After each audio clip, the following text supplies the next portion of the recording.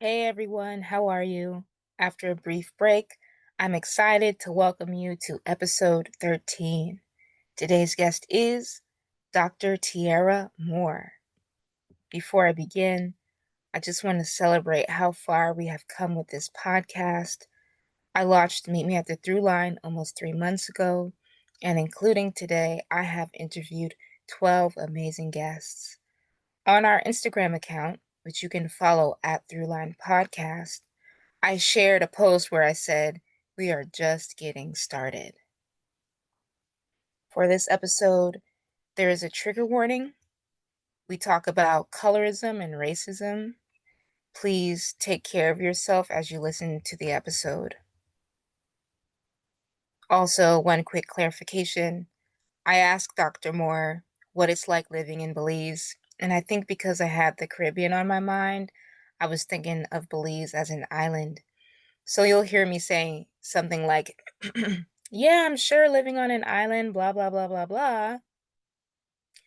Belize is on the eastern coast of Central America by the Caribbean Sea, with Mexico, Guatemala, and Honduras as neighbors.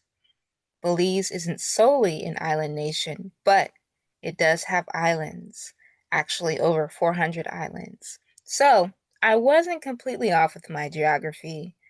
I hope one day I can visit Belize, and I bet you I will get there. All right, let's get into the episode.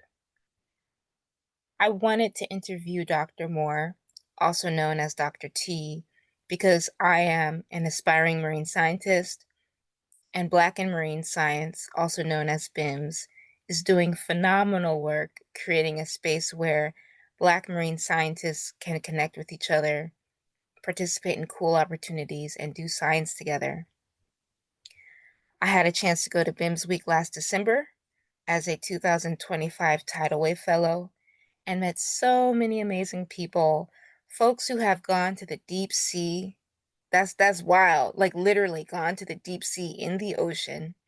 A person doing research in Antarctica, people who work at aquariums, people swimming, free diving, scuba diving, underwater photographers and filmmakers, and folks working on the policy level.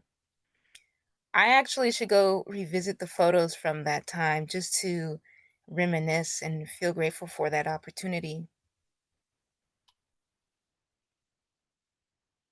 The Trump administration's federal funding cuts have impacted a lot of people, organizations, and universities across the country and the world, including Black and Marine Science. And Dr. Moore and I talk about this in the episode. She recently posted on LinkedIn how, right before she left for her wedding and honeymoon, she received an email notifying her that BIMS has lost all three of their National Science Foundation grants, which, if I'm correct, was over $5 million in funding.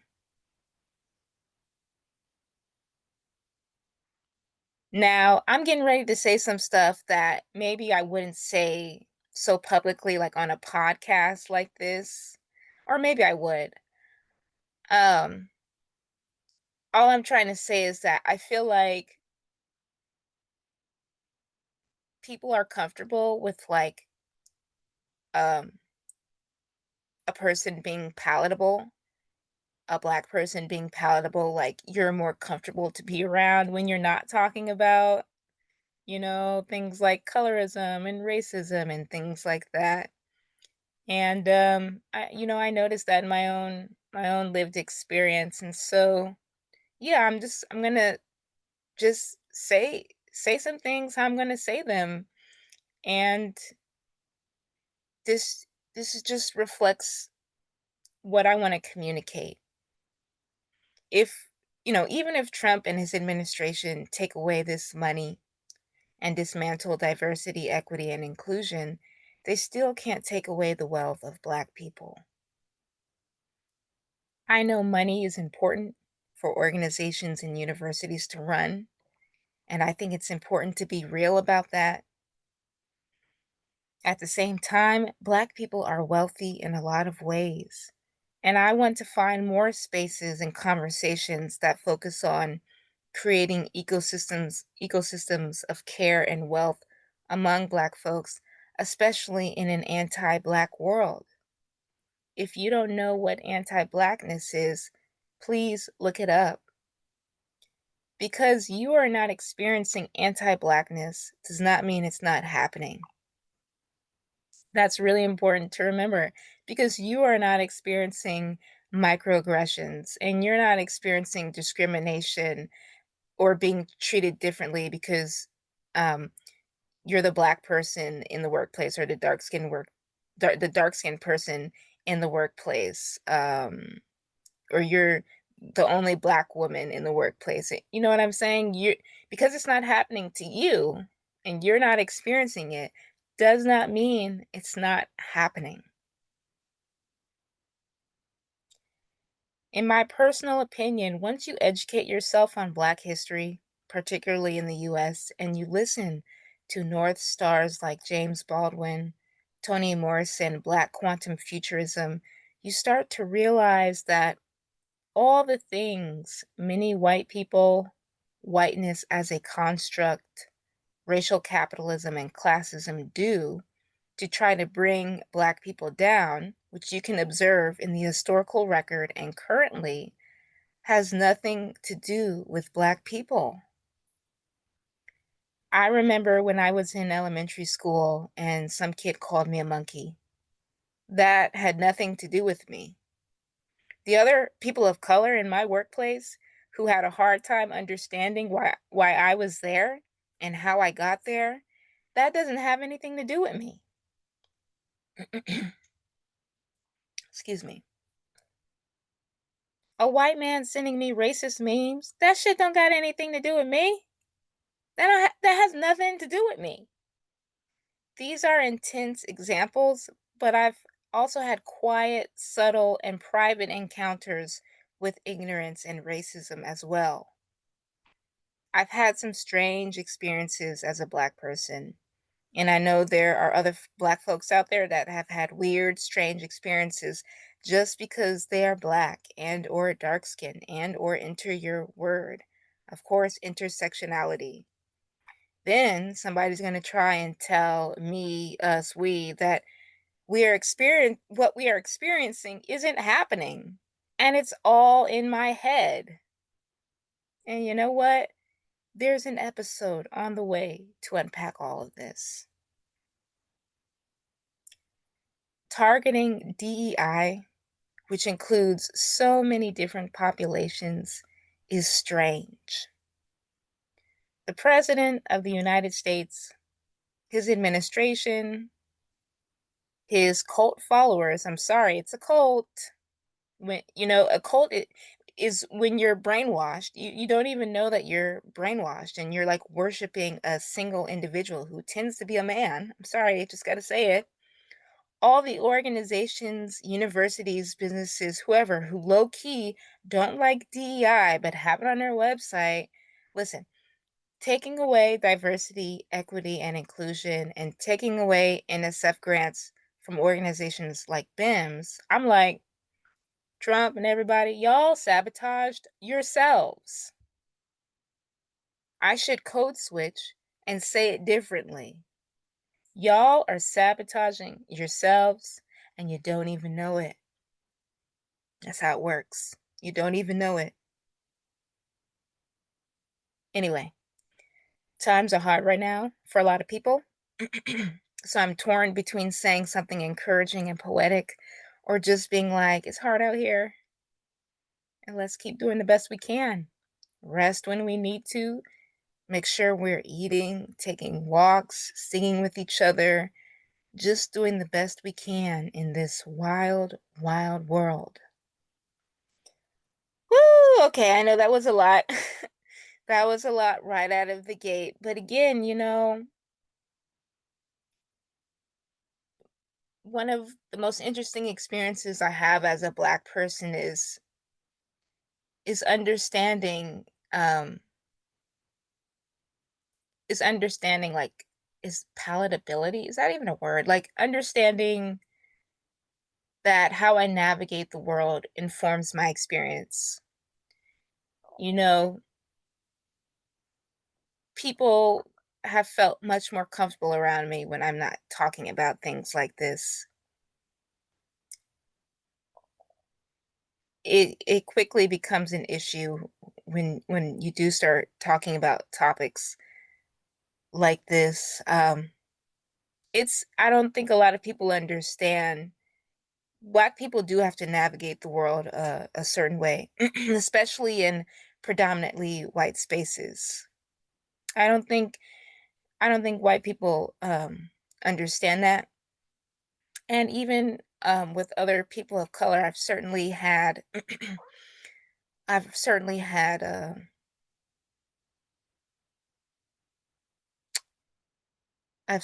situations with other people of color, and so you know, I've heard in my life, you don't have to do this, just be yourself. And you know what? I've tested out being different kinds of ways in society, and I see what gets you belonging. I see what gets you trust, community. I see what gets you opportunities. I see what gets you through the door, what keeps you in the room. And at this point, I realized this is why I created this podcast. I gotta start building my own platforms, just like Black people and other groups have to, you have to build your own table. You got to build your own platforms, create your own spaces, you know? And I used to be so excited and bright-eyed and bushy-tailed to want to, I just used to be a different person. But I think as I've gotten older and I've learned, that unfortunately for many Black people, you do have to navigate the world a certain way. And some Black people have had to assimilate in different ways to be accepted, um, and to move up or whatever. Um, it's a whole conversation. But let's move on to Dr. T's bio.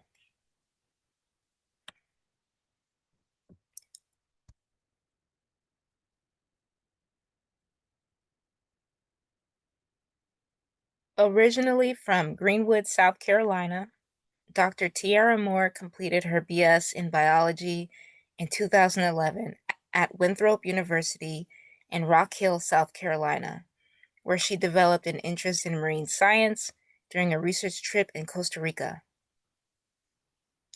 She received her MS in biology with a concentration in environmental science in 2013 from Hampton University in Hampton, Virginia, where she conducted research on the water quality of the Chesapeake Bay, linking sediment oxygen demand and nutrient cycling to the eutrophication of the bay.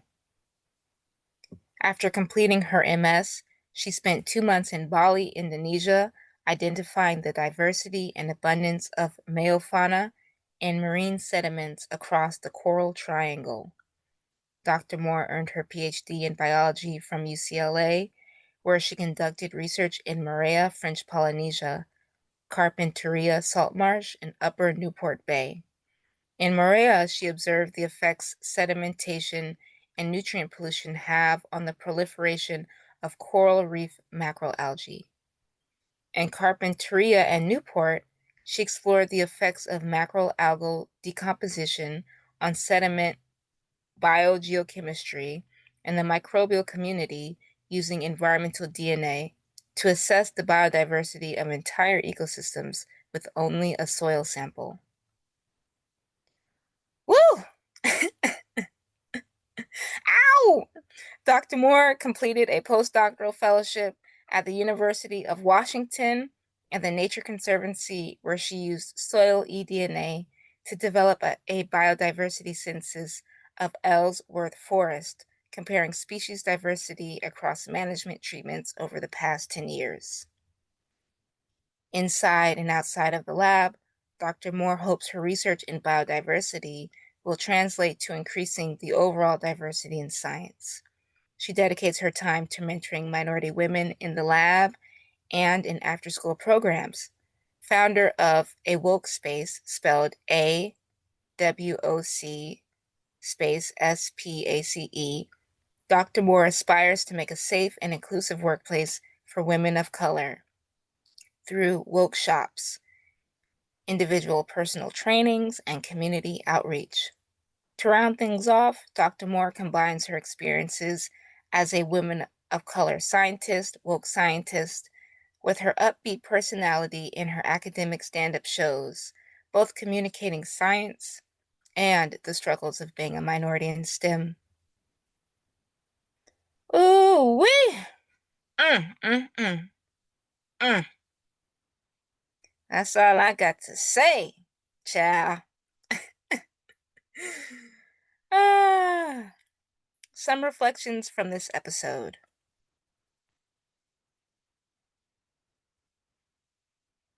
Dr. Moore expressing herself unapologetically.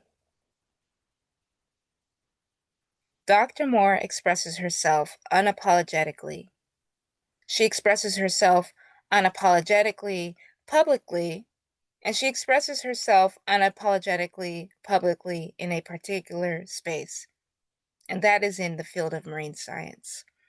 Her voice is one that I feel is hard to ignore, especially when she shares so candidly and directly.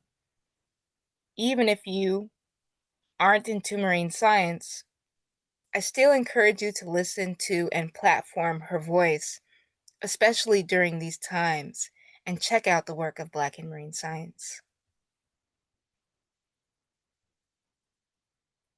Colorism within Black/Afro diasporic communities. Dr. Moore and I talk about colorism within Black, Afro diasporic communities and identity, language, and meaning in different contexts. Years ago, in my mid-20s or something, I went to Costa Rica. I met really cool locals and travelers. When I first arrived in Costa Rica, I got in a taxi, connected with the driver, and learned about passport privilege as an American. That memory has stayed with me all this time. You know, the driver was just telling me, he was just getting me to think about why, as an American, I could go to certain countries and people who aren't American um, can't go to certain countries. You know, that the passport privilege is that you could just gallivant around the world, whereas for other people in other countries, they don't have that privilege. Um, and I think he was probably the first person in my life where I learned about that. So, you know, I was grateful for that, and that memory has always stayed with me. Another memory that's stayed with me is another conversation with a Costa Rican taxi driver, a much older man. He seemed like he could have been like a grandpa. He drove me to the Caribbean side of Costa Rica. I wanted to go there because I read that Afro Costa Ricans live there. He spoke a little English, and I spoke a little Spanish, and we had a whole conversation for hours, not speaking each other's language. I don't know if it was for hours, but you know, it was a good chunk of time where, you know, it was cool, and that we were speaking to each other kind of in this way of like, I don't know, you know, we just had this whole conversation, not speaking each other's language, and we laughed the whole time because we were able to understand each other despite the language barrier. Um, in my conversation with Dr. Moore, I shared my experience being Black and dark-skinned in Costa Rica, where people referred to me as negrita. I, being US born and raised, didn't understand why I was being called that. After speaking with Dr. Moore, I Googled this word to see if other people out there had similar experiences. I came across a few articles, one in particular from NBC News that discussed the debate around negrita as a term of endearment, but also a word rooted in colorism and racism. This whole topic that I'm talking about came up because closer to the end of the episode, we talk about colorism, which is a big topic. There's a ton of online commentary, articles, and academic research on colorism, which is also still alive and well. And because it's so alive and well, I think it is important to keep having conversations and educate ourselves not only about colorism, but texturism and featurism as well, so we can recognize these isms in ourselves, families, communities, workplaces, notice how our friends and colleagues are being treated, and start asking questions.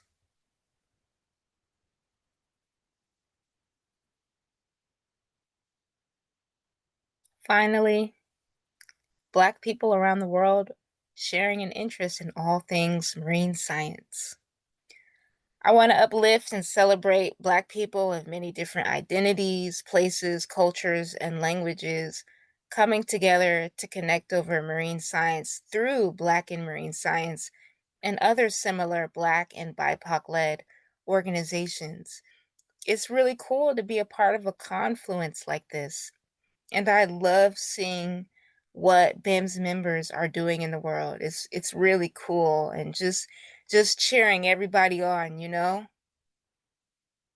Well, that's all the reflections for now. Thank you for joining me here. I hope you enjoyed the episode.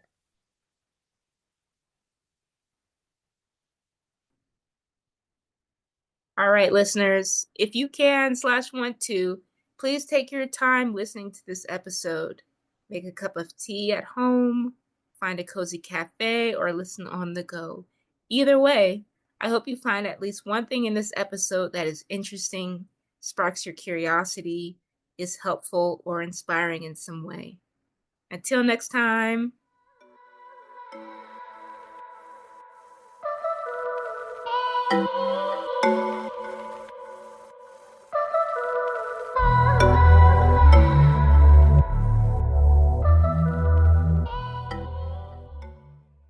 Welcome to the podcast, Dr. T. Hey. I'm so excited to interview you today. You have had an enormous impact on my life.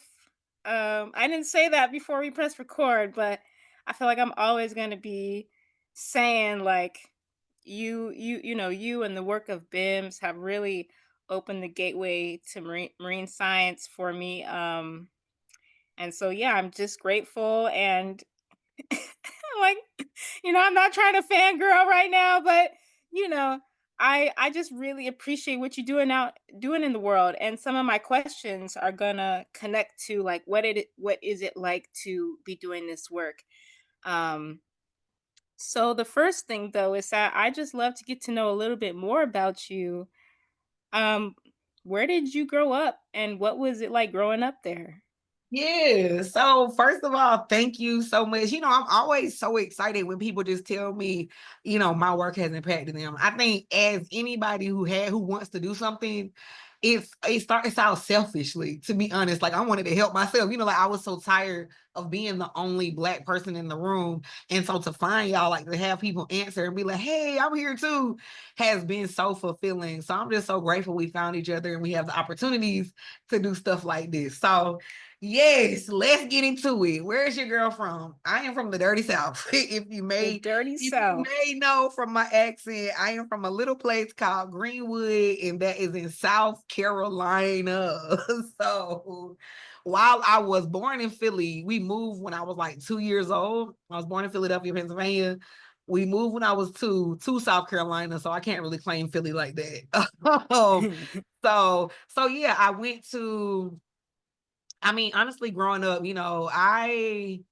how do I explain my growing up story? So I was raised with my grandmother. And so I had two aunts that are actually younger than me that I was raised with. So we were kind of raised like sisters. And then I have an aunt that's a little bit older than me, a couple uncles. So a fairly large family. And then yeah, we grew up I don't want to say typical, but just Southern lifestyle. My grandma was an evangelist, so we was always at church. Like we didn't do too much. I would say it was fairly just like we had what we needed, and it wasn't too much more than that. And then yeah, I decided I wanted to go to school. And that was really what got me to where I am today, even though there's a lot of twists and turns in that story. But I won't start that unless you want me to. Ooh, the twists and turns. I can only imagine. Imagine if, there was a movie about your life. What's interesting is I was also raised by my grandma, and I actually got a chance to meet your grandmother at BIMS week in December. I Yay. was Yeah, I was just like, first of all, I was like, there was so many moms there, and your grandma. I was just loving that whole vibe of like people's moms and your It's the grandma. support for me, right? Like it's the support. And then it was cute, honey, in the color theme. Yes, The color right? theme, okay? I noticed that. I noticed that your grandma's real stylish. Yay. She real stylish. And then also, I don't know where you grew up in South Carolina, but my grandfather's line comes out of South Carolina in Sumter County. I don't know if that's near where you grew No, up. so Greenwood, I mean, it's not far. I would say Sumter is at least an hour or two, I think. I don't, dang, that's a shame. I don't know my South Carolina geography, but it's around there, but it's not that close, if you will. Somebody gonna hear this and be like, dang, she ain't even from South Carolina. Look, I Call would me say out. that I would say the same thing about Staten Island. I grew up in Staten Island. I've hardly ever been to the South Shore. Someone ever asked me about the South Shore, I wouldn't know. Oh, You well, know, see, thank you. Thank you for making me feel better. I appreciate it. that's funny. Well, how would you describe yourself as a kid? Oh, wow. That's such a great question. I think I was a kid. Okay. I was very me still. Like I was I was very curious. I would say very like just getting into things. You know how you had them kids is like just doing stuff. But what the problem was that is that I was also like in school, I was pretty smart. So I would get done with my work fairly fast. And then, then I'm ready to play games. I'm joking with the rest of the little kids who still trying to do their work, messing with my teacher. So that led to me getting in trouble, like that whole thing. But even still, I would say I was just a joyful kid as well. There was things, of course, with my family going on, like us not having like to be able to do all the things that I would like to have done.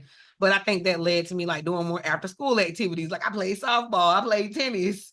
I would read a lot. I would get like, you remember them little accelerated reader tests I they I had back don't in the day? Did you have I them? can I can't really remember. That's sad, but I can't really Girl, remember. what? How long ago was it? Yeah, it's hard for me to remember like before high school. I don't know. I do I have remember we would have to read a book and then we would take a test and then you would get like little candies or awards or stuff for it. That's Oh, what I well, I do remember book reports, like book reports, but I Mhm. didn't get no candies or anything. So No, you y'all was bootleg. Y'all, you had a bootleg program. you said what? I say y'all program was bootleg, but see, that's probably that's where I'm at because I was fed candy for treat for being smart. And now here we are. That's so funny. That's so funny. Well, I was going to say, do you see anything in yourself today that reminds you of when you were a kid? And you said you're like still the same, like joyful, joking. Do you feel that way? Oh yeah. Yeah. Just because I think because there was a lot going on in my child. We did have to move around a lot. There was just a lot of just different things that come with just being raised by a single parent, without even getting into the depths of that. So I feel like you just kind of either you're gonna grow up mad or you just gonna try to make the best out of a bad situation, And I think that's what I've always done. That's what I feel like us as Black people are almost taught to do. It's like you either gonna take one way or this, you're either gonna be mad at life and go into that victim mentality, or you just gonna have to figure it out and have a good time Yep. while doing it. And that's what I like to do. I hear that. That reminds me of the birder who gave the one of the keynote speeches, Chris, the birder, the black Christian, birder, yeah, Christian. I'm sorry, Christian, who talked about making lemonade out of lemons. That's what that reminds me of, and that's powerful. exactly. Exactly. Yeah, you go through all sorts of things and make lemonade out of lemons. So you are a marine scientist, a visionary, and trailblazer. What else would you want people to know about you? Like, how else would you describe yourself? Black.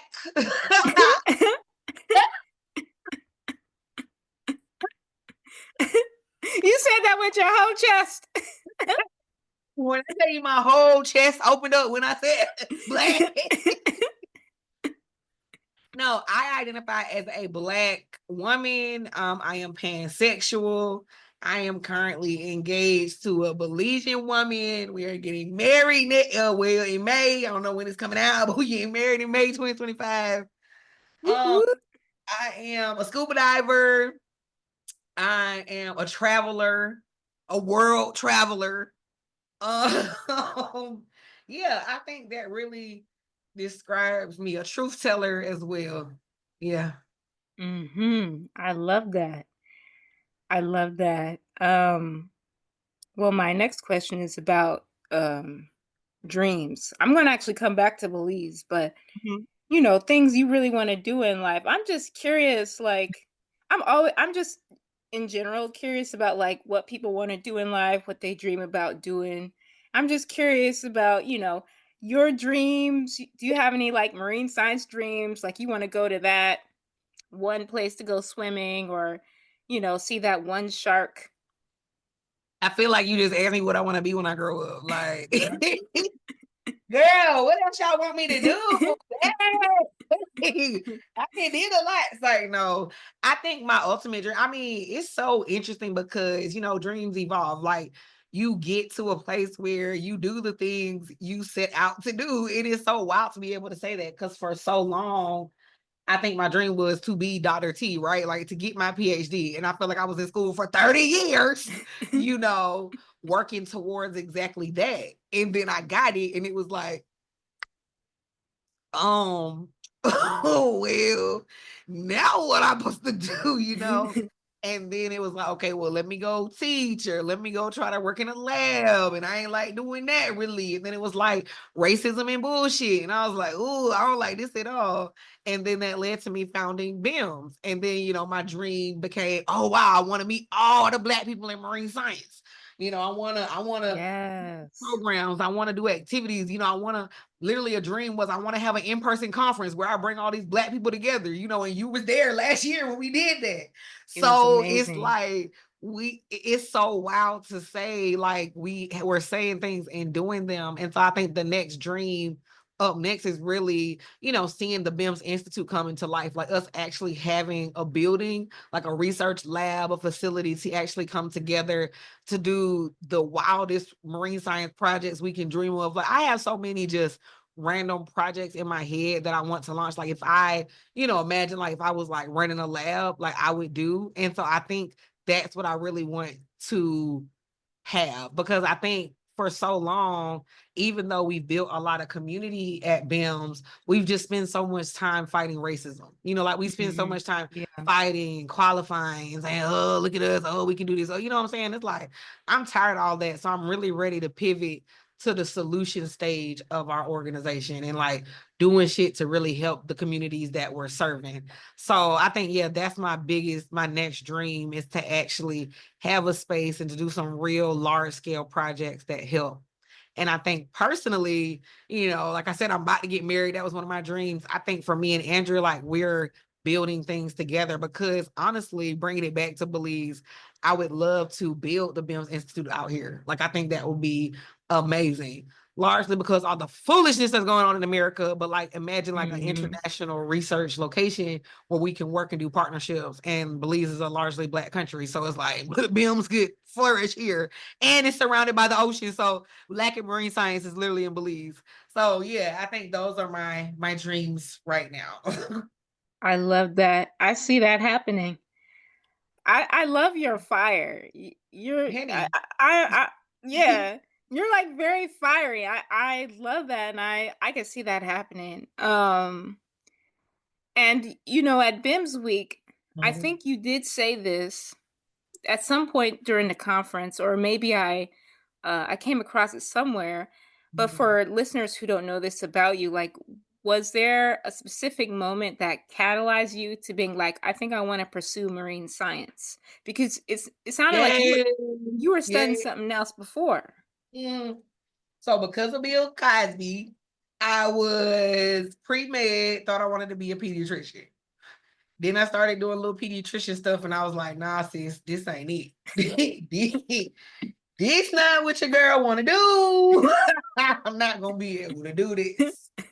So then, I'm in school. I'm like, dang, because me, as you can tell, I'm a scene maker. So it's like I couldn't just like drop out, because then it was like I'm already, the one in my family who done went to college. So now I gotta graduate because I gotta make a scene. I gotta make a scene. So I'm like, damn, I don't want to do this. What do I do? And so pre-med was under biology at large. So because basically I had already take all, the beginner classes. So if I was going to change my major, like something like English, I was going to have to start way over. So I was like, well, damn, what's already in biology that I can stay here and have my requirements so I don't have to start over, but just switch it a little bit. So I literally go to like the biology program booklet and see, and I'm like looking, and I see this class, and it's called like tropical ecology or something like that. And it's like, they was going to Costa Rica for spring break. So I was like, oh boy, what it is? I'm about to go on this real quick. Like, we about to have a whole trip to Costa Rica. What?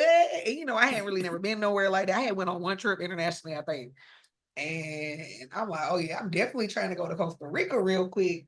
So I take this whole class, learning about the ocean, all this stuff. I'm just in there looking, ready for my trip. But then we get on a trip or whatever, we on the boat collecting water samples, this senior scientist there. And I'm like, is y'all getting paid? Like, what is this little job y'all got? And they was like, oh yeah, I'm a marine biologist, blah, blah, blah. I'm like, oh, bet. Say less. This is what I'm about to be now. Say And less. so, yeah, I came back from that trip like, all right, I'm about to go to marine biology school. Let me figure out where that's at. And like, I looked it up. And at the time I was at Winthrop University, which is a predominantly white institution, but I had pledged Delta. So through Delta, we went to step shows, went to HBCUs, historically Black colleges and whatnot. So I was like, oh, they got schools for Black people? Let me go there for my master's. So I looked up. So this is literally what I did. I remember looking up HBCUs and like Googling which one had a marine science program. And it was only like two of them. And the top one was Hampton University in Virginia. So I get out my finest Word document, write my personal statement like, hey, I took this one class, but I'm going to be the best marine scientist ever. Like, accept me into the program, da da da da. And they did. So I ended up going to Hampton for my master's. I would say Hampton is where I really became a marine scientist. I did my first real research project on the water quality in Chesapeake Bay. That's dope.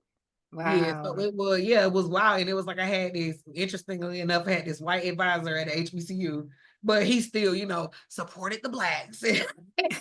He was, he was down, you know. So he put me on to different opportunities. I was going to conferences. I got scuba dive certified. I did my first like international research experience to Bali, Indonesia. Like I was, if you want to say, if you imagine the literal definition, and this is gonna sound petty, but I'm gonna say it anyway. But the literal definition of tokenized, you know what I'm saying? Polish your girl off. But it was cloaked in opportunity. Like I didn't realize what it was. And again, I know I'm being petty now, But like I was grateful for those opportunities. But when it came to a head, and I started seeing really what it was, I was like, oh damn.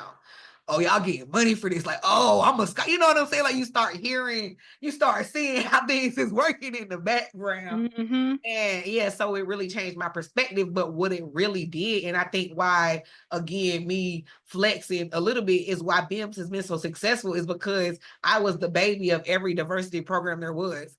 And I got to see how they work and how these white folks was literally writing grants and saying, hey, we got this Black. We want to take them and show them the world. Give us money. And that's literally how it was. Like, this is what I'm reading proposals that said exactly that, clothed in any other word they wanted to call it. I was like, wait, what? They just giving y'all money for this? Like, there's no certification, there's no training. Like, y'all just treating me any kind of way. One of the camps they had me going on, girl, they had us staying in the dorms. They ain't had no hot water. Oh. Whereas all the white professors was in the dorms in their little suites and villas, and they had hot water. So it was just like, damn, y'all had the grant because of me, but I'm over here in the slave quarters. What's going on? Oh my Lord. You know what? And the sad thing is I know exactly what you're talking about. Yeah, I we know. all do. And so it was like, wow, that put me on game. So it was like, nobody's checking this. They're just telling y'all they're helping these underrepresented people, which they were. Like, I still got my certification, but like, damn, I could have had hot water too. Like, like Yes, both let's could get have some been hot true. water. But then it's like now I'm asking for 2 words. So so it was interesting. So it was like that's why I didn't want to throw salt on them. Like I'll never blame, I see UC, I didn't say the name of the programs. I don't want to blast them because they are doing a good job. But hey, how can I come in, write the same grant and do a better job? Like, is that a possibility too? Like could BIMS be that gap bridger of like, hey, I see how these programs are run, but I see how the programs could be elevated. Could we just throw our hat in the ring, get one of these grants, and do something a different way? And that's all we've tried to do. Like, I haven't said, hey, don't fund them, take their money. No, keep doing what they're doing because I can't do everything. But is this the opportunity for us to just take a spin on their program? I'm not going to lie. I took some of their basics, but some of the bullshit I didn't keep and I made better. And I think that's why we have been as successful as we've been. Yeah, y'all have been incredibly successful. And two things. I wish I would have went to HBCU. I wish someone would have pulled me inside and said I could do that. Right, Um, exactly. Yeah, I would have loved to go to stepping shows. I love stepping.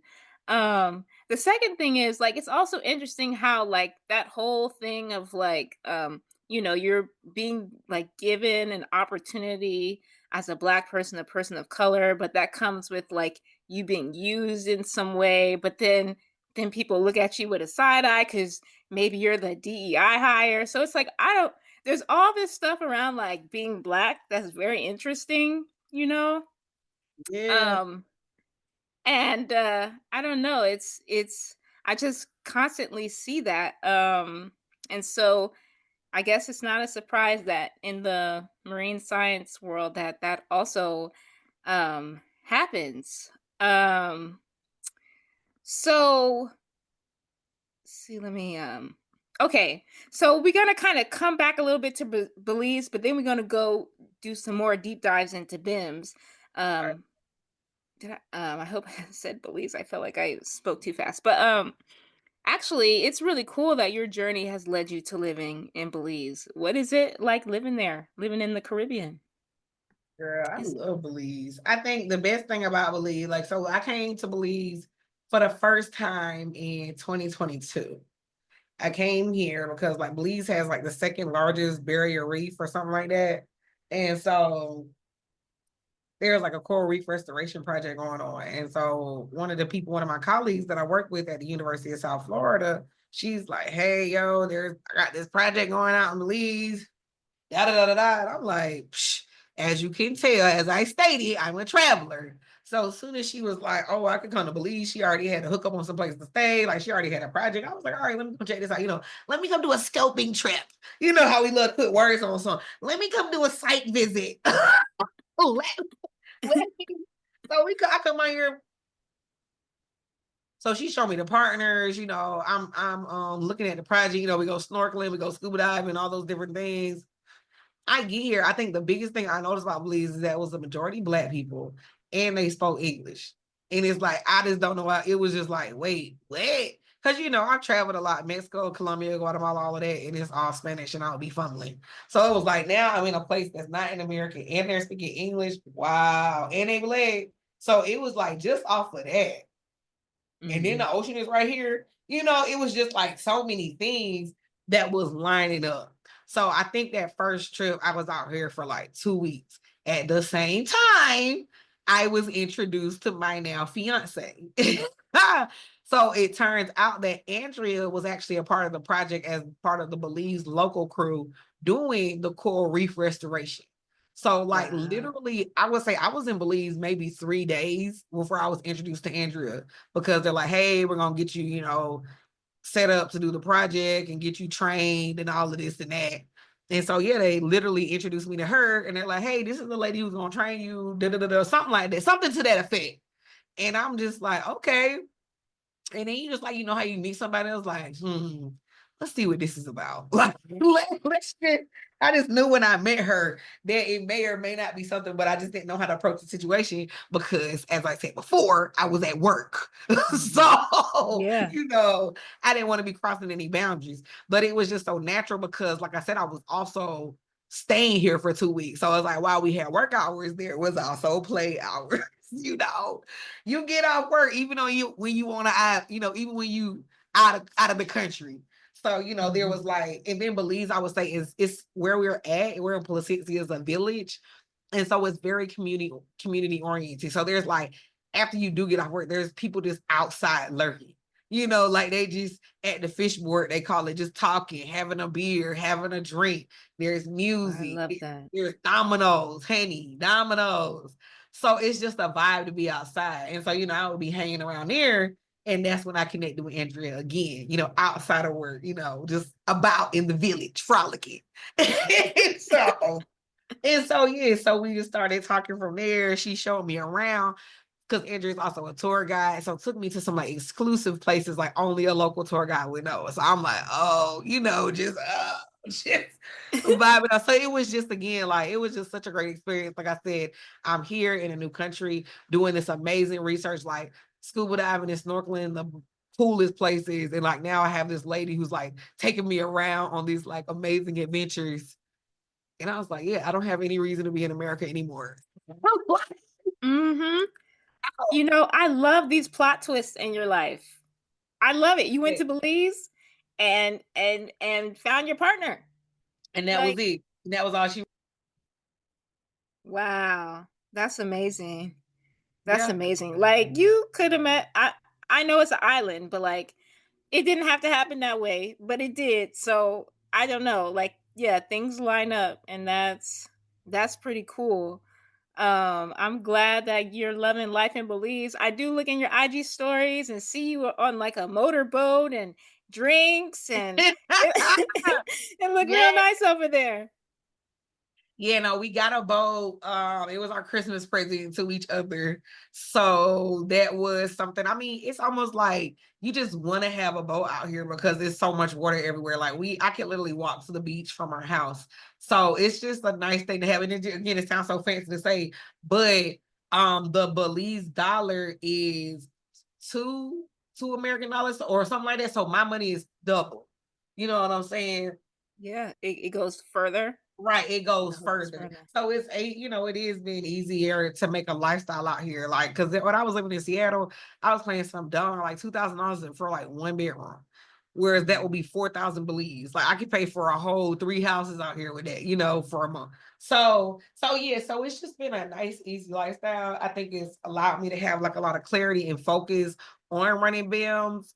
And since I work from home, it doesn't matter where I'm at, and so it's been really great. And I've also been able to develop local programs out here as well. Wow. I love it. I almost have no words. I'm just like listening. But yeah, it's like really magical. I don't know. I know there's probably challenges, like how we all have challenges, but it just sounds like, I like how you're making this life for yourself and you're working on BIMS, which is impacting so many people. And I'd love to pivot toward BIMS, Black and Marine Science, which is a nonprofit you started a couple of years ago. And BIMS has already done amazing, groundbreaking work in such a short amount of time that it has existed. Shout out to you and the BIMS team.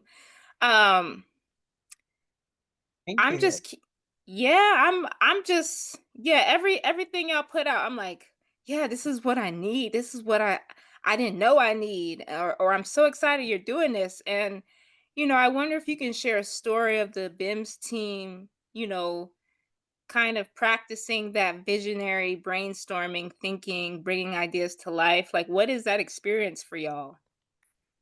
Oh man, that's a good question. I think of two. Well, hell, I mean, I mean, largely two instances stand out. I would say what I really tried to do since I brought on a full-time team is host annual retreats. And so our first retreat actually that we had was here in Belize. So I brought the team to my house. We have a guest house downstairs. We have some other guest house, available that we were able to stay to. So everybody was really close. And then I literally hosted like our team meetings in my living room, in my dining room. So we had like a big calendar and we like mapped all these things out and like dates and conferences and programs that we wanted to run and made sure everything was like aligned and not overlapping so we weren't burnt out. So I think what's been really good with the BIMS team and say, I would say, while I really try to set the vision and the tone, I'm really open to having other input and really having like a community development method in our process. Because at the end of the day, I can say whatever. But like if there's no buy-in from the team, they're not gonna do it wholeheartedly and with passion. And I think that's only the best way that we can do these things. Like if I'm just telling everybody what to do, they're not gonna want to do it. Whereas now we are at a point with our team is that I could step away, and which I've been having to do more of because I've been planning my wedding. And they don't need me. Like they don't need me as much. As long as there's like, I'm getting funds in and like we have the budget to run our programs, they are largely run by my team at this point. And that it makes me so excited because it lets me know like they enjoy what they're doing, or they at least have enough buy-in to make it work. And they know there's a standard that I've set since I start these programs, and they just do it. It's like we've set the blueprint and they follow it. But they also know that there is room for creativity to tweak and change things. And I don't care. We're about to run Bit Week, our scuba dive program.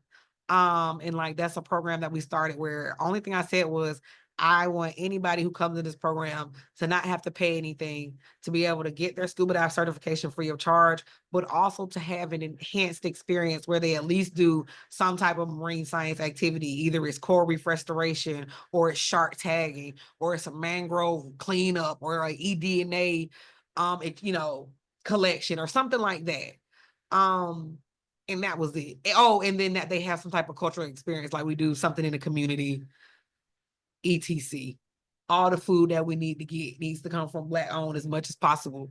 Like those were the things. Mhm. And like now we started Bit Week being able to support 4 students, get them certified, fully charged, fully covered, including their travel. And then this year we're going to be certifying 12.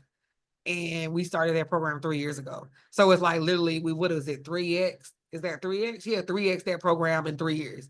So, and again, from 4 to 12, and we're covering everything. You know what I'm saying? So it's just been such an amazing way to just see the growth of the organization, but also our impact.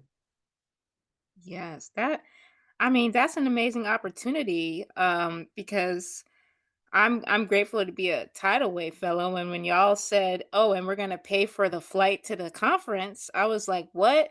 And we're also gonna support you at XYZ. I said, "What?"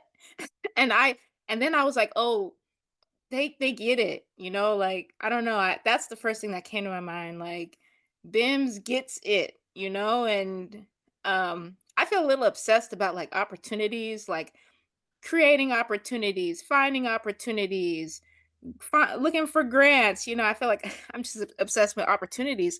So I look out and I see who are the folks making opportunities, what kind of opportunities are out there, and So that's amazing. Um,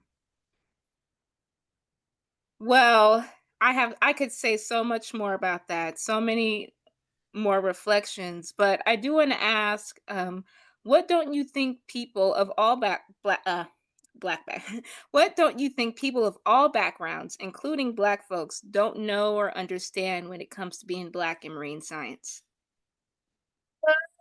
Yeah. I need to get me a refill of my prosecco on this one. Yes, get that refill. Let Go me think about ahead. it.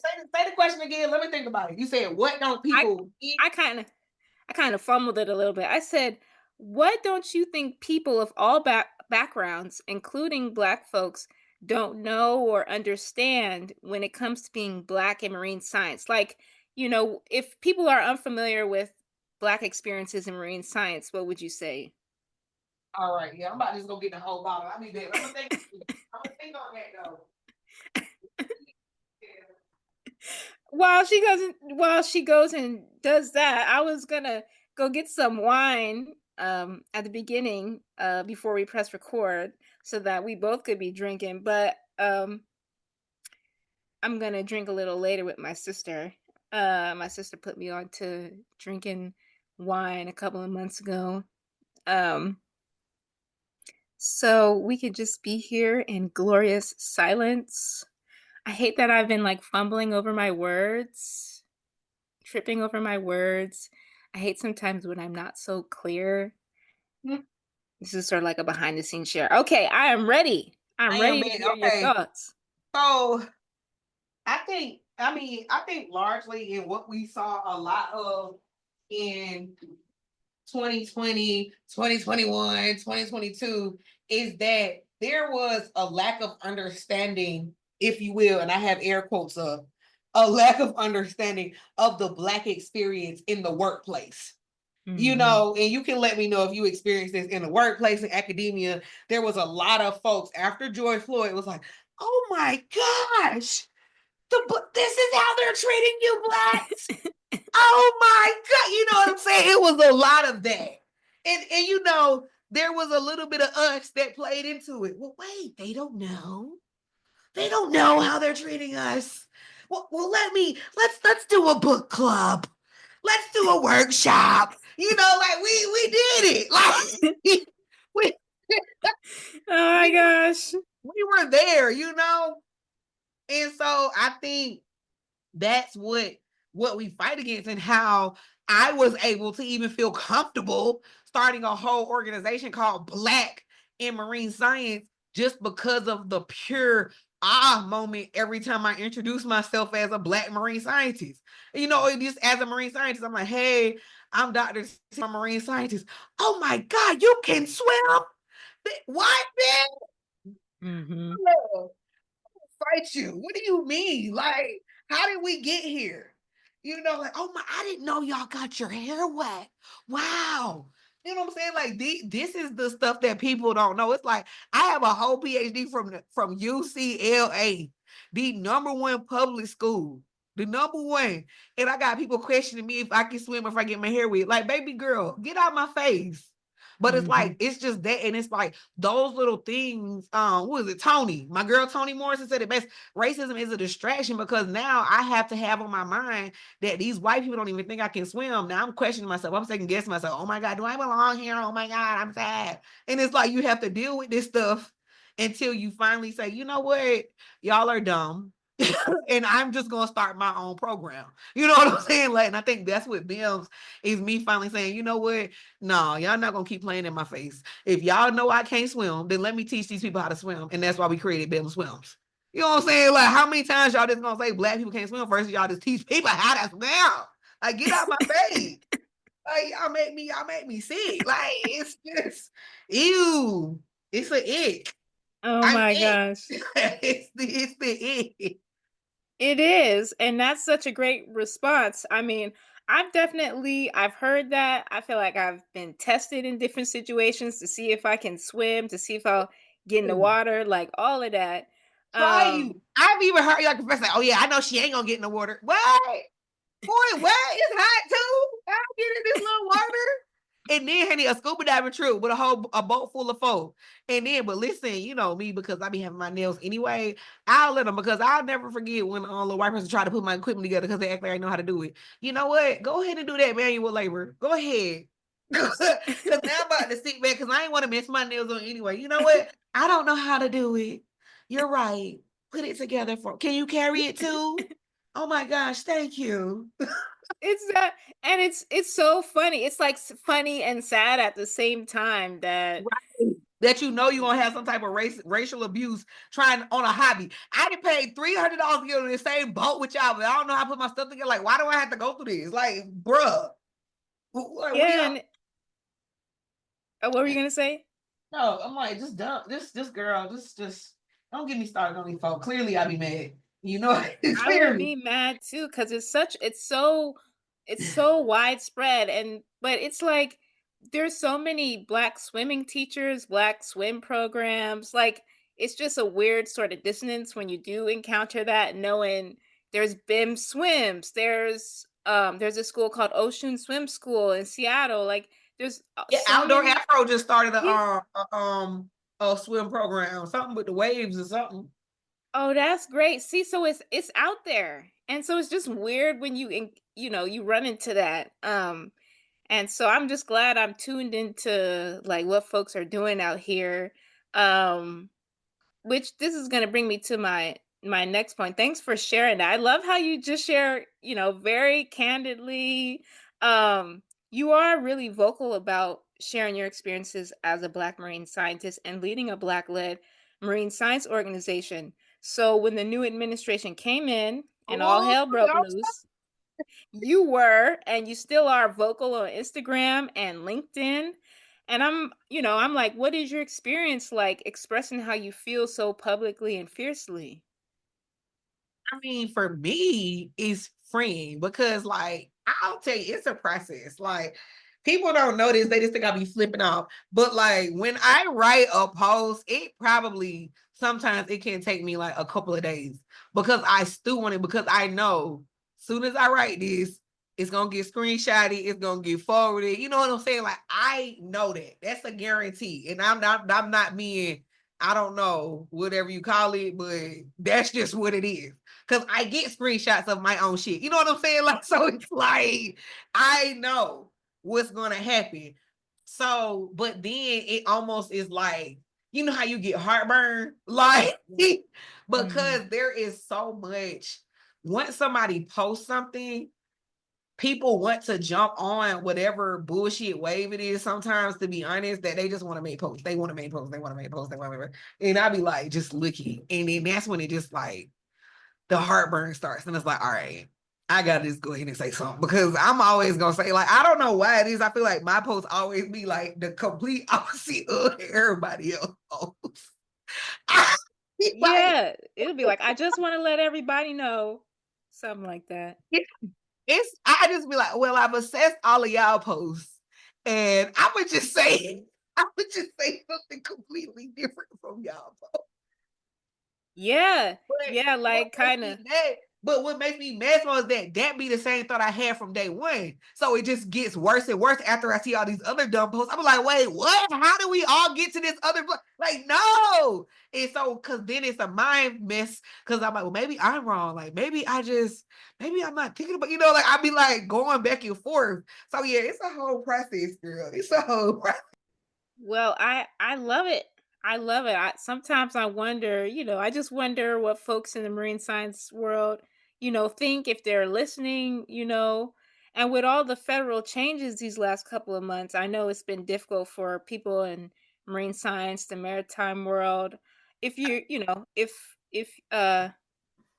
you're comfortable sharing, how has BIMS been impacted? Because there have been folks and Girl. organizations who have been directly impacted by this new administration.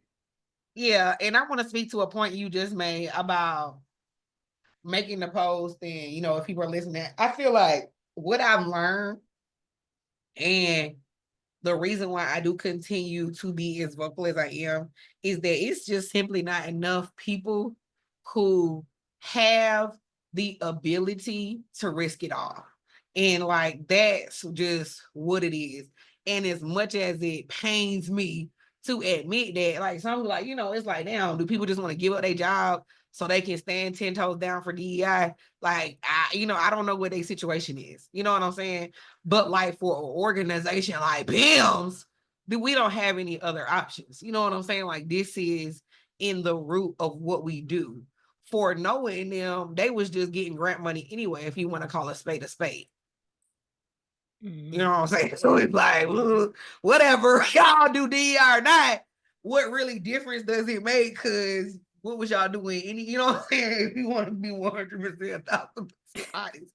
So that's why it's like, okay, well, if somebody does have to speak out, I think it is me, because it's like they don't even have the ability to risk it all like I do. Because if somebody's gonna go down for standing on DEI, I think you would expect it to be BIMS. Like it's like, I think, and so like that's also, though, as you can imagine, a huge responsibility and role to have to take on, because I'm also in the same ward. And so this is how I get to your next question, is like, yeah, we have been heavily impacted. BIMS is 90% federally funded. Like we have a $2 million operating budget that largely comes from the people I talk the most shit about.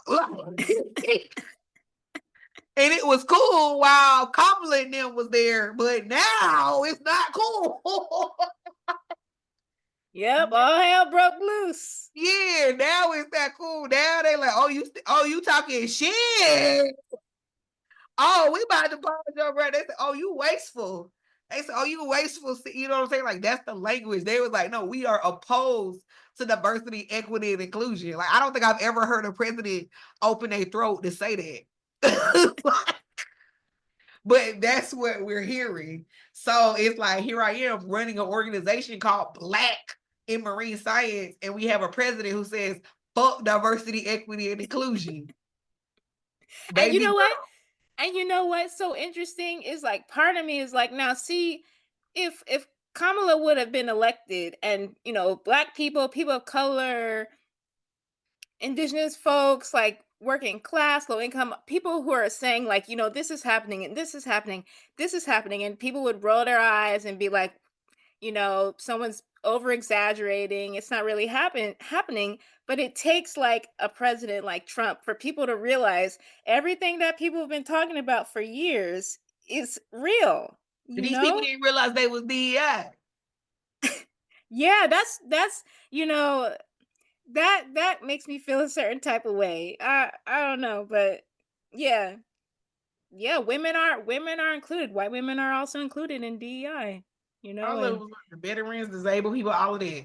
So it's like, and then again, but it's like, that's what we were saying. It's like, I never understood, and I think this is what the part is that, people need to go ahead and talk to their therapist about. It's like, we're talking about, it was space for all of us. Like, I never saw us taking away anything, because while BIMS came in and, received resources, we were still reaching communities that they weren't serving. You know what I'm saying? It would have been different if, like, oh, I came and stepped over somebody's work and did that. No, we applied for the same grant, was qualified, and the same agency that gave it to y'all gave it to us and said, hey, you can go work over here and mind y'all business. And that's what we was doing. You know what I'm saying? So it's like, what really was the issue? It was the fact that we were making progress and doing what we said we were. And they was like, wait, nah. and We can that's expect y'all that's to make progress now. We expect y'all to make no progress. I well, was gonna see. follow.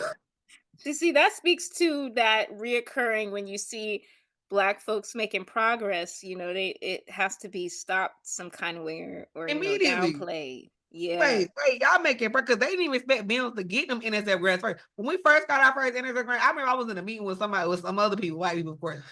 They was like, wait, BIMS got an NSF? I said, yeah. Well, how much for a couple million? What? Yeah, what? What? Because we can read. Like, y'all try to act like this stuff is hard because y'all act like, no, we can read. I've been applying for loans. What? The FAFSA? Baby, I've been filling out government forms my whole life. Mhm. Are you kidding me?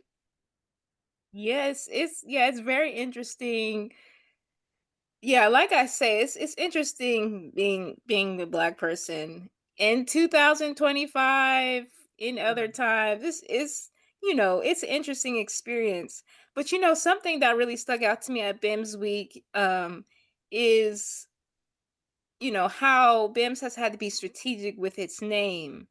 Can you share more about why you've had to be strategic, specifically, the black and marine science? Well, I mean, hell, from what we all have been talking about, to your point, we definitely have been pushing BIMS more, saying BIMS more, because Black and marine science is a target. There was actually a list that went out that said if you had these particular terms in any of your federal grants, it was going to be terminated. And of course, one of the terms was Black. So it was just like, wow, this is a direct target on our back. And so it's like, wow, I would never officially go and change our name from Black and Marine Science. Okay, we've used BIMS enough. Can we just push that out there? Almost to like not change ourselves, but like almost fly under the radar, if you will. I think at the end of the day, like our grants are already submitted, like it's Black all through it. It is what it is. But it's like for moving forward, how can we be strategic, as you mentioned, and how can we still be in this fight? Because at the end of the day, BIMS has grown so rapidly that we have a caliber and a scale that we do things. So it's like we got to get some money from somewhere. And so it's like now, like I've got to figure out. You call it strategic, I call it tap dancing. It's like which one do we want to do? Like what game am I playing? Yeah, And so that's the question. that's where I'm at. That is the question. And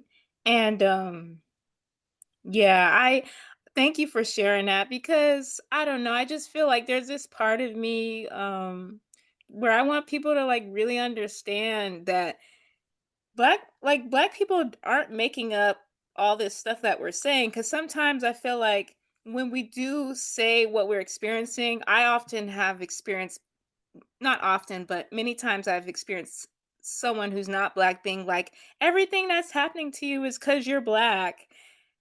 Sort of like, I don't know if that makes sense. Like, everything that happens that I Yeah. have a problem with is because I'm black. And it's sort of like, it's been such a long time where black people constantly saying the same thing, trying to get folks to understand what we're experiencing, but it gets downplayed or it's not real, or you got to do all these games and tap dance. And it's just like, what is going on, you know? Right. But for real, like, what is going on with y'all? Because y'all doing too much. Yeah, I don't like it. I don't like it. Me don't like it. Yeah. And then, it must have been in your IG stories, I think, where you were talking, right when the election happened and all of these federal changes were taking place. I think I noticed you said something about like you were reaching out for help, asking people to donate to BIMS, and you said something about like black wealth and like trying to reach out to black wealthy people. And I'm just curious, like, what are ways people can support BIMS, people at different income levels? Honey, run us that money. bims.org/donate. B is in boy, I is in igloo, M is in money, S as in send it, .org, bims.org/donate. And so honestly, even $1 helps. Like we have a $2 million operating budget, as I said, and I'll say it again. And that's largely because we do things. I mean, again, you're a part of the tidal wave. Did you have to pay for anything? No, not Exactly. a And it's 50 of thing. y'all. And it's 50 of y'all. Like we paying for flights, we paying for hotel, we paying for registration, we paying for food, we paying for a stipend, Ubers, all of that. So it adds up. And we run, several large scale programs. I talked about BIMS week. I mean, Built Week. I talked about BIMS swims, and then BIMS week, the whole conference that we put on. Then we have our BIMS TV, our YouTube channel that we run. We have so much content. We just did a 24-hour live just 2 days ago, and we had like 20 different speakers, so all of that cost. Then I have a whole team that we pay full-time, and they got benefits, they got paid vacation, they got stuff like all of that. So all of that adds. So that's why our operating budget is the way it is. Could we operate at a lower budget? Sure. And if we have to, we will. But for right now, I'm just trying to look forward is, can we depend on the people that we serve to really see the benefit and the value that we bring? So definitely bims.org/donate. Now, if you can't donate, I'm not in your pockets, but there are other ways that you can support. You can go to that YouTube channel that I just mentioned. So if you go to youtube.com/BIMS, BIM Science, BIMSCIENCE. Hopefully I spelled that, but Black and Marine Science, BIMSCIENCE.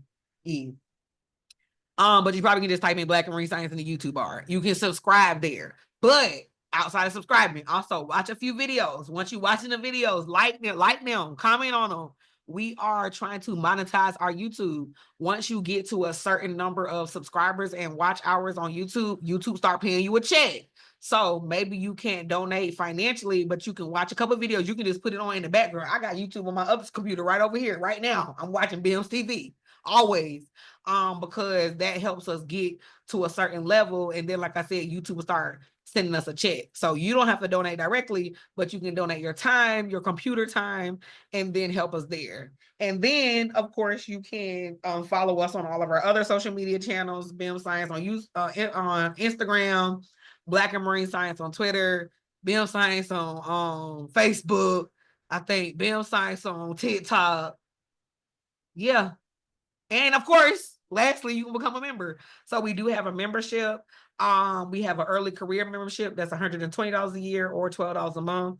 We have a professional membership that's $300 a year. Let me go check. $300 a year, I'm pretty sure.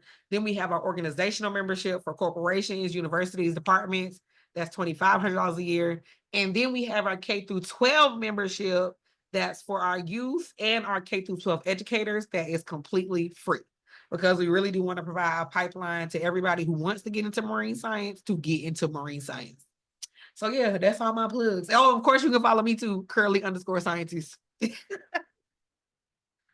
Thank you for sharing that. I hope y'all heard that. And please go and support BIMS in all the different ways Dr. T described. That support will go a long way. So definitely, yeah, do what you have the capacity for.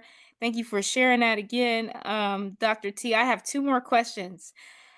Um, BIMS isn't just geared toward Black people in the US. BIMS is worldwide, reaching and collaborating with self-identified Black people in all our multiplicity in different countries. And this feels like a big deal. Can you share your perspective on what our commonalities are as Black people in marine science, and also how you navigate, you know, differences among Yeah. Black folks?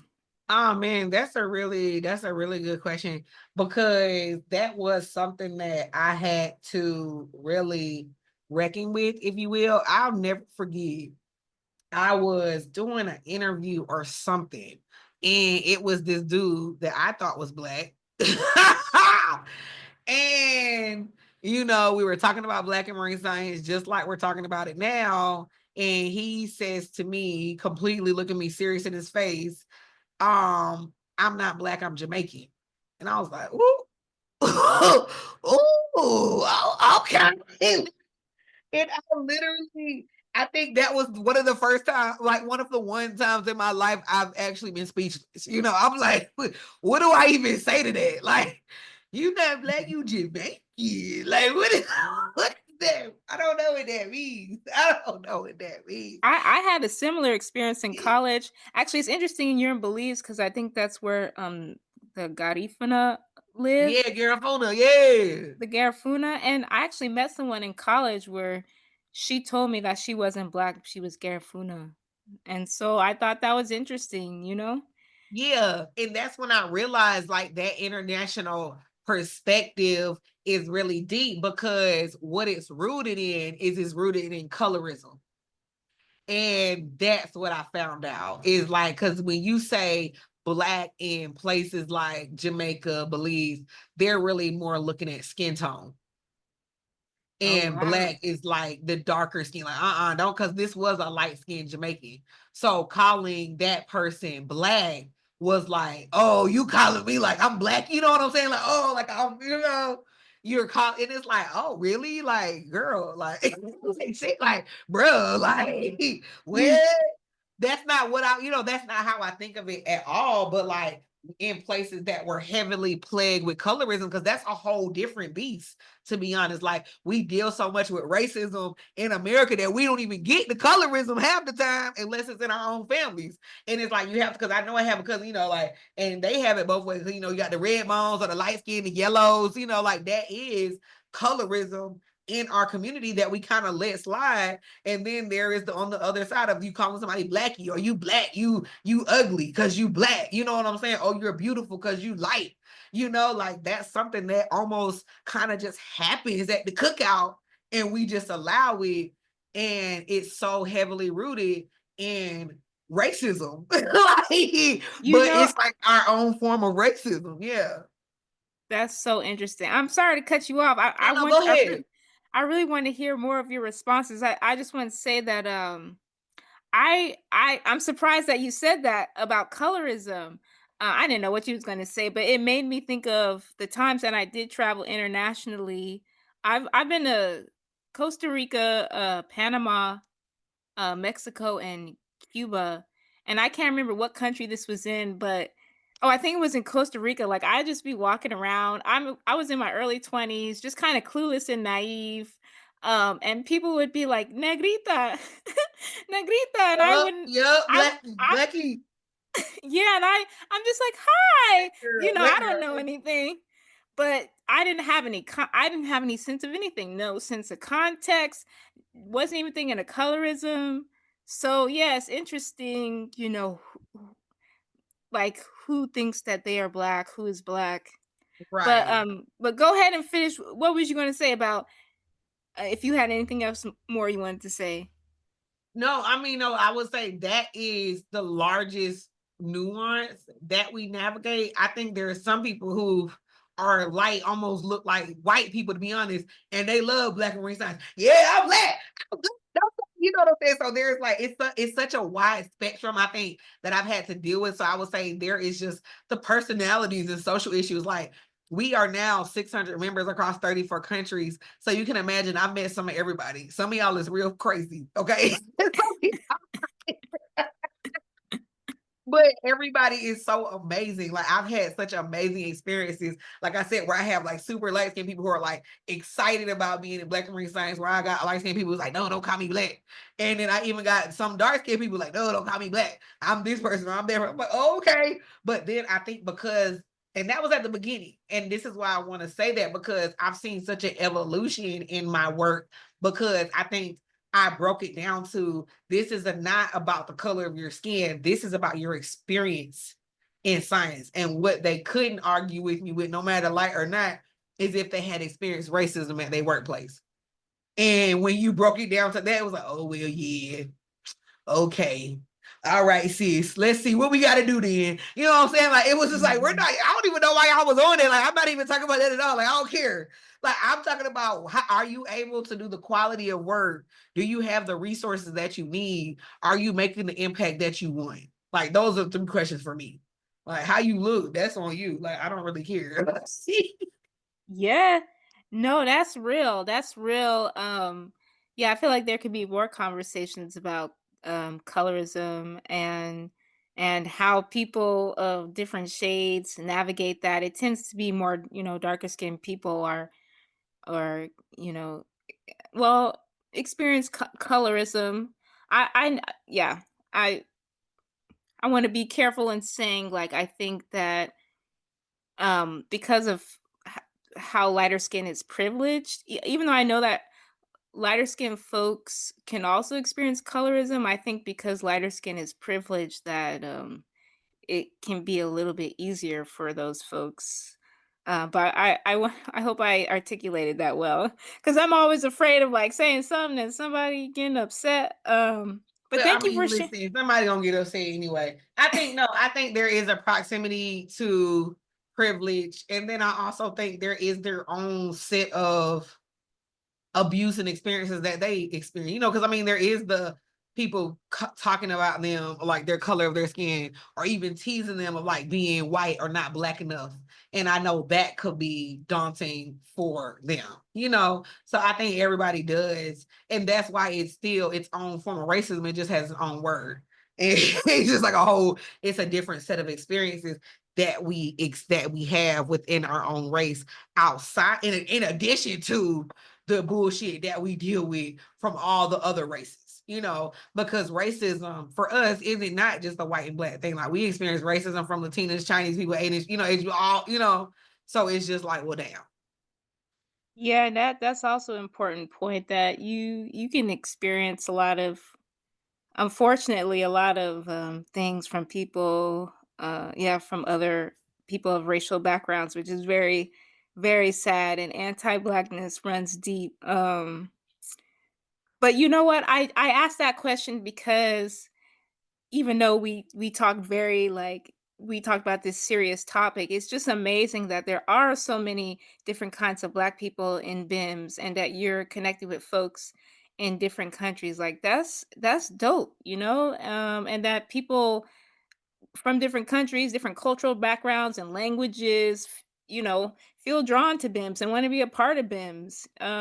So that's beautiful, and I can't wait to see what happens with that. Yeah, shout out to everybody who's a part of BIMS. Hey, Um, shout out to the new. yeah, I keep seeing people say we're outside.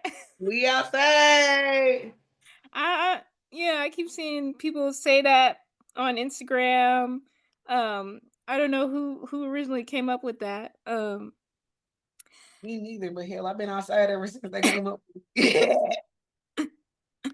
Yeah, and so my last question is because I've been laughing this whole time, and I noticed that you're just like genuinely funny and full of jokes and laughter. I always wonder what the world would be like without comedians, and I'm just curious, you know, who makes you laugh, or who do you turn to laugh? What do you turn to Uh, laugh?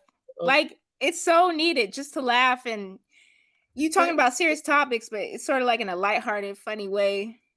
I think the world makes me laugh. Hell, clearly I have to make myself laugh because this stuff that we're dealing with, honestly, like on a daily basis, as you can imagine, as the leader of a global nonprofit, you know, like because not only is DEI and blackness under attack, science in general is under attack. You know, so we have two things under attack, and I represent both of them. You know, so it is huge. So I think I have to create and look for the joyful moments in order to sustain because it's hard to consistently be under attack because again as black people that was always the case, right? So I had kind of like almost put this I had almost kind of freed myself of that because like I was focused solely for the last 4 years on black people. Like I wasn't really experiencing too much racism, and if I was, it was so minor that it didn't matter because I had removed myself from an all white workspace. You know, I had removed like I was like these past, that's why I was able to find love and mind my business and be chilling and move to Belize. You know, like I have been flying under the radar, to be honest with you, like cruising. And so now it's just like, ugh, here we go, back at fucking war. Like we're back at war, not war. So like the only thing I can do is laugh, or I would just be like super sad and depressed. You know, I think I just have to remember why I'm doing this work, why we're here. And then, of course, you know, my partner Andrea brings me joy every day. Like we have a really good relationship. We communicate well. She knows what's going on. So when we wake up, like we have our coffee together. And then like I have my office and I just like go in here and she like comes and brings me little snacks throughout the day because I'm on Zoom all day. Oh, And then it's like once I come out, it's like I'm done with BIMS and we just go and have our little evening and then that's that. And we do the same thing every day. And then we have our weekends together. So that also just brings me joy, just having that time with her. And yeah. I love that. Yeah, joy is so important to hold on to and cultivate. I loved how joy was centered at BIMS week. Oh my gosh, I've been so bad with names, I'm so sorry, but you have one team member Lynette, who's the Yeah, joy joy cultivator, and thing. Shout out to yeah. Lady. Yeah, it's I love getting those reminders to just, laugh, hold on to joy, spend time with the people who you want to spend time with, where you feel good and have fun. And yeah, especially being a leader, a Black queer leader. Um, and I wanted to say thanks so much, Dr. T, for meeting me at the through line. I wondered, do you have any other thoughts on your heart you would like to share? Oh man, no, thank you so much for the invite. Like I love the opportunity to chat, but also to inspire. I think for as Black folks, especially Black women, for me as a Black queer woman to have to deal with so much on the daily. Like so the moments where we can just take a deep breath and not have to feel that stress and anxiety of just walking through this life existing, I look forward to. So I always love the opportunity to chat, especially with a BIMS member, especially with a tidal wave fellow. So Yeah. yeah, thank you for the opportunity. Thank you. All righty, y'all.